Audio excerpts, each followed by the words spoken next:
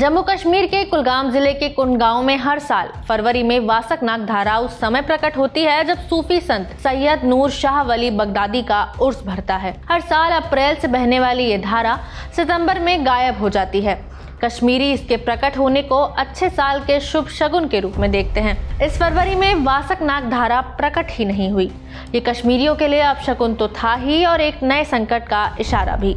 इस धारा के प्रकट ना होने से क्या संकट हो सकता है, समझेंगे इंडिया टुडे मैगजीन में छपी कलीम गिलानी की इस रिपोर्ट के जरिए। नमस्ते, मेरा नाम खुशबू है और आप देख रहे हैं इंडिया टुडे हिंदी। दरअसल वासकनाग धारा 13 गांवों की पेयजल और सिंचाई की जरूरतों को पूरा करती है। इस तरह के अंदेशों से मुख्यमंत्री उमर अब्दुल्ला भी अब चिंतित नजर आते हैं। उन्होंने कहा, आने वाली गर्मियों के लिए हमें खुद को तैयार करने की जरूरत है। हमें पानी के इस्तेमाल में बदलाव लाना होगा। परेशान स्थानीय लोगों ने बारिश के लिए पूरे कश्मीर में खुले आसमान के नीचे खास इबादत की। आखिरकार फरवरी के अंत में जम्मू कश्मीर की ऊपरी चोटियों पर बर्फबारी और मैदानी इलाकों में बारिश हुई। झेलम नदी की सहायक नदियों समेत झरने और जलधाराएं सूख रही थी।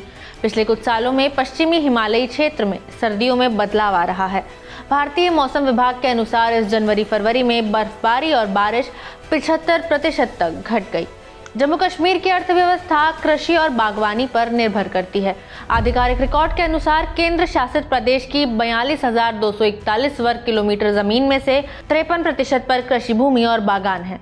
2023-24 में इस क्षेत्र ने केंद्र शासित प्रदेश के 2.41 लाख करोड़ रुपए के कुल सकल राज्य घरेलू उत्पाद यानी GSDP में 14.85% का योगदान दिया। सेब और धान जैसी अहम फसलों के लिए ये क्षेत्र नहरी सिंचाई पर बहुत ज्यादा निर्भर है।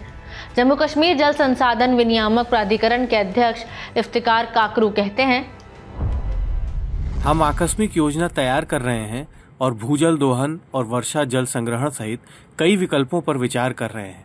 पानी की अधिक खपत वाली धान की खेती पर रोक लगानी पड़ सकती है।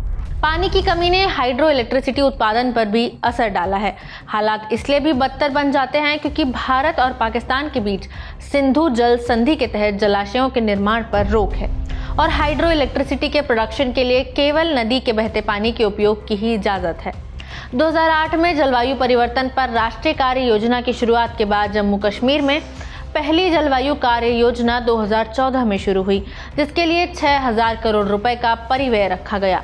लेकिन धन की कमी के कारण कई काम कथित तौर पर पूरे नहीं हो पाए। जलवायु परिवर्तन के लिए नई कार्य योजना शुरू की गई है। अब बहुत कुछ इस योजना और उमर सरकार के बजट में पर्यावरण के लिए आवंटन पर निर्भर करता है।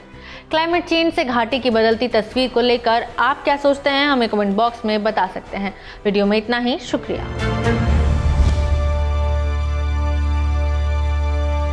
इसी तरह की तसल्ली से भरी हुई एक्सक्लूसिव रिपोर्ट्स देखने के लिए सब्सक्राइब करें इंडिया टुडे हिंदी का YouTube चैनल और बेल आइकन जरूर प्रेस करें ताकि वीडियो अपलोड होते ही आपको खबर हो जाए।